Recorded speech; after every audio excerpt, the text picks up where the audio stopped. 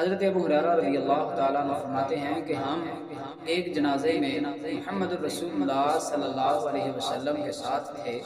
نبی رحمت قبرستان کے اندر داخل ہوئے تو آپ علیہ السلام نے دعا فرمائی، السلام علیکم دار قوم مؤمنین وَإِنَّا إِنشَاءَ اللَّهُ بِكُمْ لَلَاحِقُونَ۔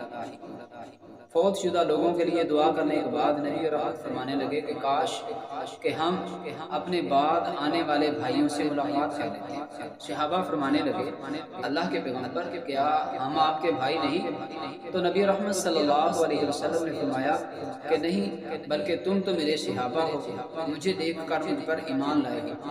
میرے بھائی وہ لوگ ہوں گے جنہوں نے مجھے دیکھا نہیں ہوگا مگر مجھ پر وہ ایمان لے آئیں گے۔ یقیناً ہم بھی انہی گناہگار لوگوں میں شامل ہو کر محمد الرسول اللہ صلی اللہ علیہ وسلم کی اس عظیم فرمان کے مستحق بنے ہیں۔